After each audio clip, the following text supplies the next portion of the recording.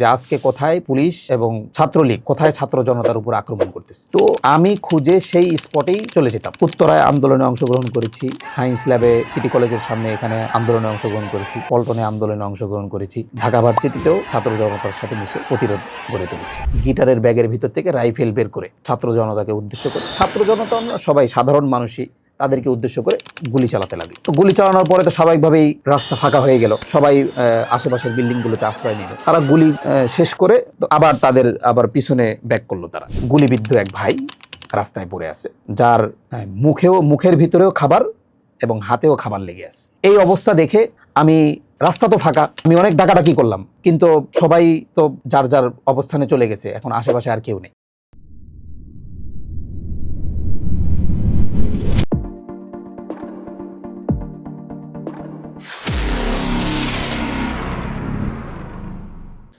আসসালামু আলাইকুম ওরহমতুল্লাহি ওবরাকাতুহু।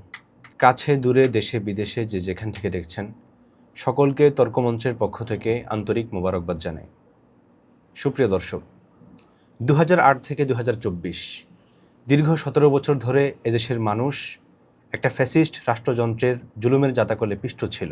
অন্যায়, জোর, জুলুম আর নির্যাতনের স্টিমরোলারে নিষ্পেষিত ছিল এদেশের আপামর সাধারণ জনগণ। অবশেষে 2024-এর 5ই আগস্ট ছাত্র জনতার ঐতিহাসিক আন্দোলনের মুখে দীর্ঘ 1.5 যুগের জুলুমবাজ শাসক গোষ্ঠীর পতন ঘণ্টা বাজে। সুপ্রিয় দর্শক, রক্তক্ষয়ী জুলাইয়ের মর্মান্তিক স্মৃতিচারণ এবং জুলাইকে প্রজন্ম থেকে প্রজন্ম প্রাসঙ্গিক করে রাখতেই আমাদের আজকের এই আয়োজন। আমাদের আজকের এই আয়োজনে অতিথি হিসেবে আমাদের সাথে আছেন বাংলাদেশ খেলাফত ছাত্র মজলিসের কেন্দ্রীয় সভাপতি পরিষদ সদস্য ছাত্রনেতা হাবিবুল্লাহ মিসবাহ ভাই। হাবিবুল্লাহ ভাই, কেমন আছেন আপনি? আলহামদুলিল্লাহ, আপনি কেমন আছেন? আলহামদুলিল্লাহ, ভালো আছি। আমরা দেখেছি বিগত সময়ে স্বৈরাচার বিরোধী আন্দোলনে বাংলাদেশ খেলাফত ছাত্র মজলিস রাজপথে গুরুত্বপূর্ণ ভূমিকা রেখেছে। সর্বশেষ জুলাই আগস্টে আমাদের যেই অভ্যুত্থান হলো, এই অভ্যুত্থানে আপনারা সর্বপ্রথম কি পদক্ষেপ নিয়েছিলেন এবং শুরু থেকেই কি বিবেচনায় আপনারা রাজপথে ছিলেন? জুলাই আন্দোলনটা যে শুরু হয়েছিল, এটার প্রেক্ষাপটটা ছিল অনেক আগেই, প্রেক্ষাপটটা তৈরি হয়েছিল। সেটা হলো 2018 সালে। তখন শেখ হাসিনা ছাত্রদেরকে ডেকে বলেছিল যে এখানে আমার কিছু করার নেই, বিষয়টা হাইকোর্ট দেখবে। তো পরবর্তীতে 2024 সালের 5ই জুন এই হাইকোর্টের রায় হয়, যেটা ছাত্র জনতার সম্পূর্ণ বিপক্ষে যায়, কোটার পক্ষে রায় হয়। তো হাসিনা তো আগেই দেশকে অবরুদ্ধ করে রেখেছিল, সবার মুখ আগে থেকেই বন্ধ করেছিল এবং সকল সিস্টেম তো তার নিয়ন্ত্রণের ভিতরেই ছিল। এই জন্য ওই সময় সরাসরি কেউ প্রতিক্রিয়া মাঠে ওই সময় হাইকোর্টের বিরুদ্ধে কেউ যায়নি, কিন্তু ভিতরগতভাবে সবার ভিতরেই মনে ক্ষোভ ছিল এবং সকল ছাত্র সংগঠন এবং সাধারণ শিক্ষার্থীদের মাঝে এই আলোচনাগুলো চলছিল যে এখন কি করা যায়।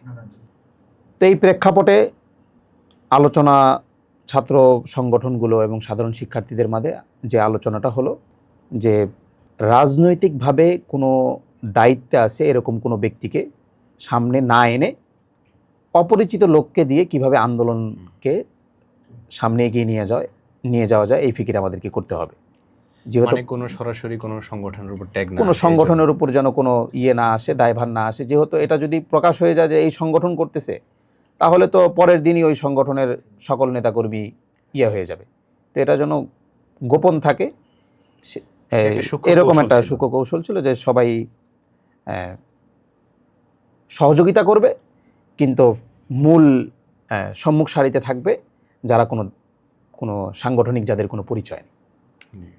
তো এইভাবেই সিদ্ধান্ত হয়। তো সেই হিসাবে আমরা শুরু থেকেই, জুলাইয়ের শুরু থেকেই এই আন্দোলনে সক্রিয়ভাবে এইভাবে পরামর্শ দিয়ে এবং দাবির সাথে একাত্মতা করে শুরু থেকেই আমরা রাজপথে ছিলাম এবং বিভিন্ন পরামর্শগুলোতেও আমরা ছিলাম।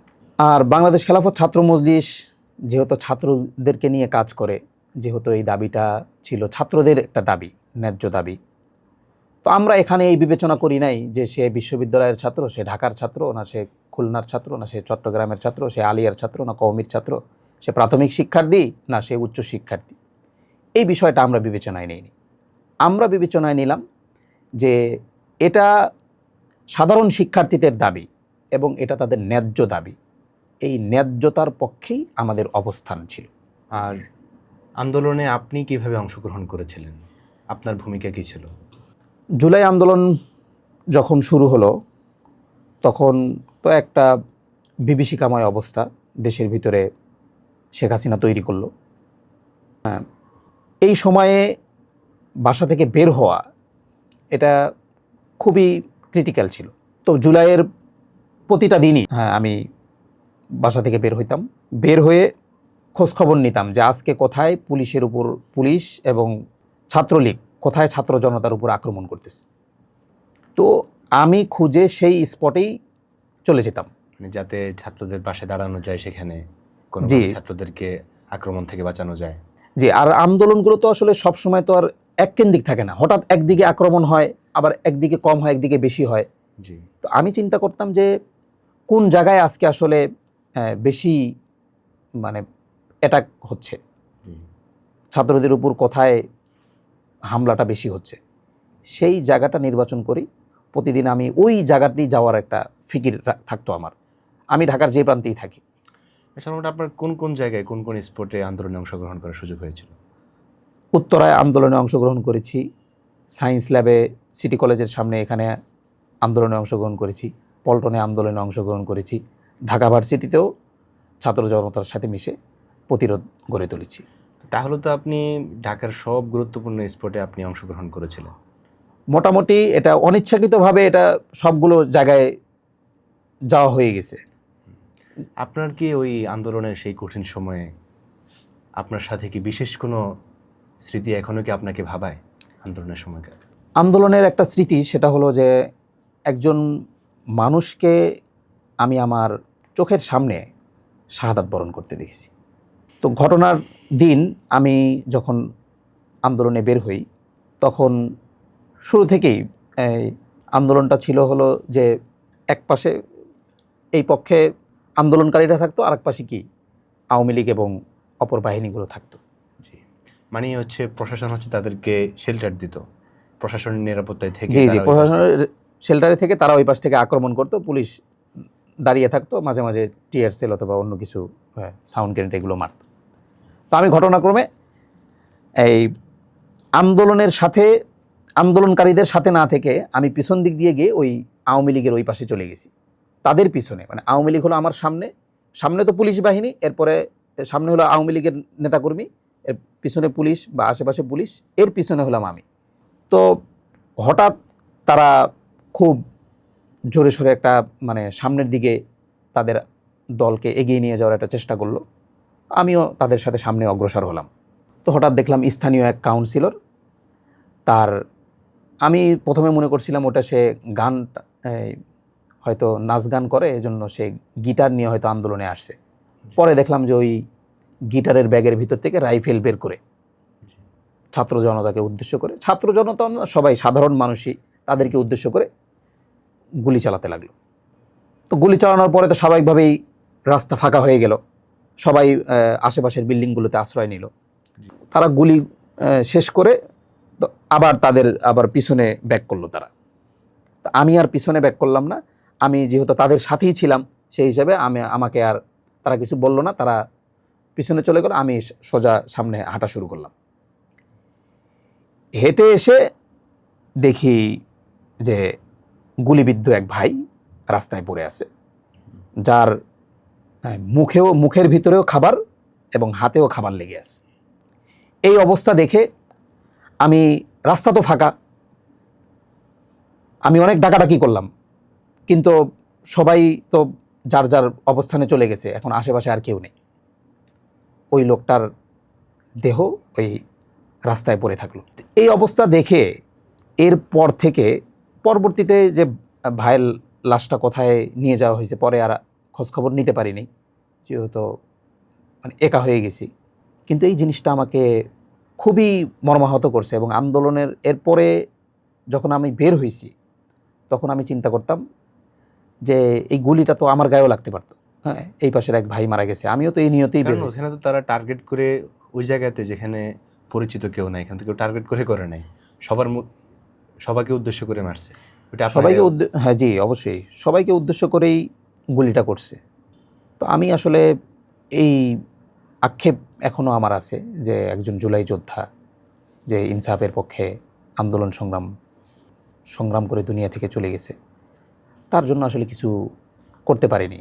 বিভিন্ন কি মাদ্রাসার শিক্ষার্থী ছিল নাকি? না, উনি আসলেই সাধারণ মানুষ ছিল। আমার কাছে ওনার চেহারা সুরত দেখে যেটা মনে হয়েছে উনি দিনমজুর হবে। এবং আসলে তো এই একটা সময় পর্যন্ত গিয়ে এই আন্দোলনটা শুধুমাত্র ছাত্র জনতার আন্দোলন ছিল না, এটা পরবর্তীতে দেশের সাধারণ মানুষ, আপামর জনতা সবাই ছাত্র জনতার সাথে একাকার হয়ে সবাই রাজপথে লড়াই করেছিল।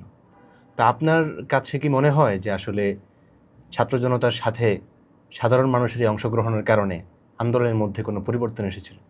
অবশ্যই এটা সাধারণ মানুষের আন্দোলন হয়েছে জন্যই একটা বড় পরিবর্তন আমরা লক্ষ্য করেছি এবং পরিবর্তনটা হয়েছে।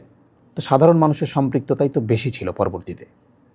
ছাত্র জনতা তো আপনি জানেন যে ঢাকা ভার্সিটি তো এই সময়গুলোতে তো বিভিন্ন শিক্ষা প্রতিষ্ঠান তো বন্ধ করে দিয়েছিল।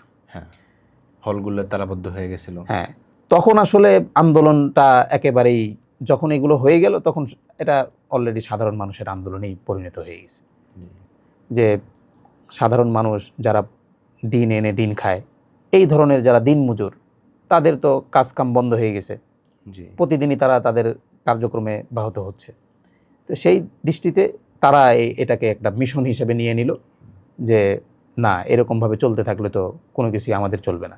তখন তারা একটা প্রতিরোধ গড়ে তুলল, সাধারণ মানুষই সব জায়গায় প্রতিরোধ গড়ে তুলল। সেই সাথে আমরা আরেকটা বিষয় যেটা লক্ষ্য করেছি যে আমরা বিগত সময় দেখলাম যে আমাদের মিডিয়া সেক্টরগুলোকেও দলীয়করণ করা হয়েছে। এই যে এত এত ঘটনা দেখা গেছে যে অনেক নৃশংস হত্যাকাণ্ড ঘটছে, অনেক মর্মান্তিক ঘটনা ঘটছে, কিন্তু সেগুলা মিডিয়ায় আসছে না। রাষ্ট্রযন্ত্রের বিরুদ্ধে যায় এমন কিছু মিডিয়াগুলোতে আসতো না। এর বাইরে গিয়েও আপনার কি মনে হয় যে আসলে এই আন্দোলনের সময়ে আমাদের সামাজিক যোগাযোগ মাধ্যম মিডিয়াগুলো কোনো গুরুত্বপূর্ণ ভূমিকা রেখেছে? যে অবশ্যই মিডিয়ার ভূমিকা থাকার কারণেই তো একটা বড় পরিবর্তন হয়েছে। তো মিডিয়ার থেকে আসলে আমার মনে হয় যেটা, যে মানুষের ব্যক্তিগত যে সামাজিক যোগাযোগ মাধ্যম ছিল, এই মাধ্যমগুলোতে আসলে মানুষ বেশি সক্রিয় ভূমিকা পালন করছে। তেমন উল্লেখযোগ্য যে জাতীয় মিডিয়াগুলো ছিল, জাতীয় দৈনিকগুলো ছিল, তারা সেভাবে আসলে হাসিনা থাকাকালীন সময়ে তারা সেই জনগণের ভিতরে সেই কাজটা করতে পারেনি।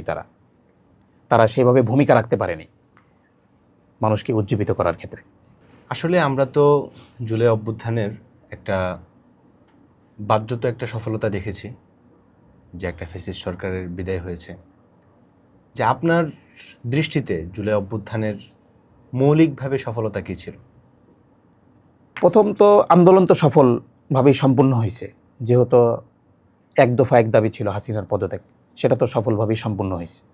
তো এরপরে যে ফসল ঘরে তোলা নিয়ে আমাদের একটু সফলতা কিছু অর্জন হয়েছে, কিছু ফসল এখন আমাদের ঘরে ওঠেনি। যেটা হয়েছে যে আমরা তো হাসিনার আমলে কোনো কথাই বলতে পারতাম না, পক্ষে বিপক্ষে বা একটা দাবি, যৌক্তিক দাবি নিয়ে যে রাজপথে নামবো, সেই নামারই তো কোনো ছিল না। বা একটা মানে বলার আগেই এটা প্রশাসন জেনে যেত, গোয়েন্দা সংস্থা এর আগে থেকেই আমাদেরকে করতো যে প্রোগ্রাম সামনে কি করবেন, কি পরিকল্পনা, এই ধরনের নানান যে ফোন আসতো। তো এই জিনিসটা আসলে এখন দূর হয়েছে, যে এখন আমাদের কোনো তেমন বিধিনিষেধটা নাই, আমরা স্বাধীনভাবে কথা বলতে পারতেছি, স্বাধীনভাবে চলাচল করতে পারতেছি।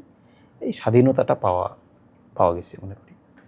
আসলে আমরা তো দেখি যে মানে বিভিন্ন সময়ে যে কোনো একটা অর্জন আমাদের হাতে আসলে এর সফলতা নিয়ে অনেক আলোচনা হয়।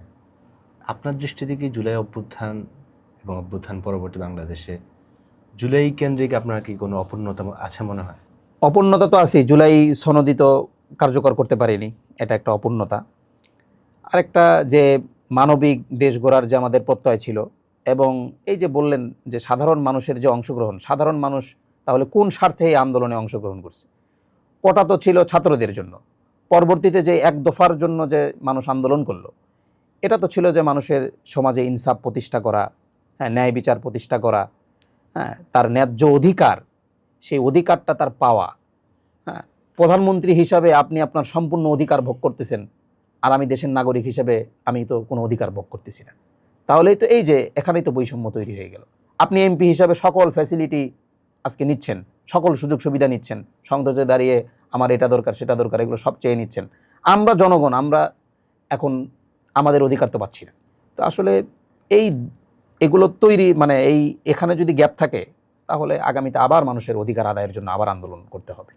এটা মনে করি যে এটা একটা ব্যর্থতা। যতটুকু বুঝলাম এটা তো আসলে রাষ্ট্রের ব্যর্থতা। তো আপনাদের যারা আপনাদের সাথে থেকে আপনাদের সহযোদ্ধা যারা রাজপথে শহীদ হয়েছিলেন, যারা রাজপথে আহত হয়েছিলেন, তাদেরকে আপনারা কীভাবে মূল্যায়ন করেন? যারা রাজপথে থেকে আন্দোলন সংগ্রাম করেছে তাদেরকে তো আমরা অবশ্যই হ্যাঁ শ্রদ্ধা করি, মূল্যায়ন করতে চাই।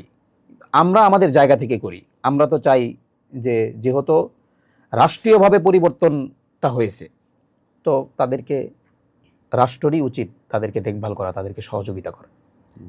হ্যাঁ, আমি ব্যক্তি হিসেবে তো বা দল হিসেবে, আমার দল হিসেবে তো আমরা আমাদের অ্যাবিলিটি অনুযায়ী তো খুবই কম করতে পারবো। আসলে আমরা দেখি বাংলাদেশের প্রতিটা অর্জনেই ছাত্র জনতার গুরুত্বপূর্ণ ভূমিকা থাকে, তেমনি আমাদের জুলাই অভ্যুত্থানেও ছিল।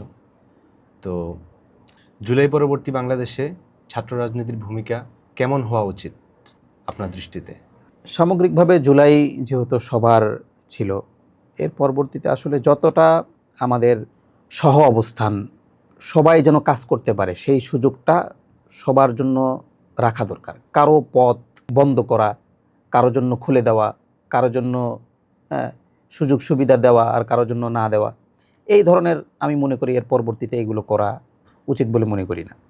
এখনও দেখা যায় বিভিন্ন ক্যাম্পাসে যে ভাগাভাগি করে রাজনীতি করা, যে 100 সিট তোমরা নাও 100 সিট আমরা নিই, এইভাবে যে রাজনীতি করা, বা কোনো জায়গায় অধিকারের প্রশ্নে সবাই তো ছাত্র, তখন ছাত্রদের জন্য যদি কোনো বরাদ্দ হয় তাহলে সকল শিক্ষার্থীদেরকে সেই অধিকারটা, প্রাপ্য অধিকারটা সেভাবে সমানভাবে বুঝাই দিতে হবে।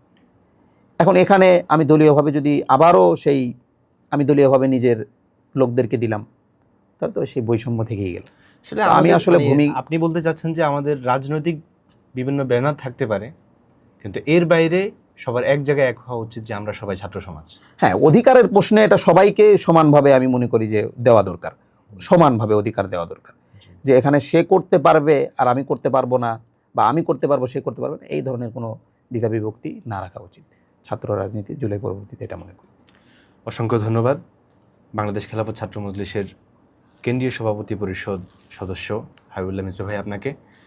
আমরা দীর্ঘ সময় পর্যন্ত আপনার কাছ থেকে গুরুত্বপূর্ণ স্মৃতিচারণ এবং আপনার মূল্যায়ন শুনছিলাম। তো আপনারা দীর্ঘ সময় পর্যন্ত যেভাবে ন্যায় ইনসাফ প্রতিষ্ঠার সংগ্রামে গুরুত্বপূর্ণ ভূমিকা রাখছেন, আল্লাহ পাক রব্বুল আলামিন আপনাদেরকে উত্তম বিনিময় দান করুক। এ বলে আজকের মতো এখানে শেষ করছি। আসসালামু আলাইকুম ওয়া রাহমাতুল্লাহ।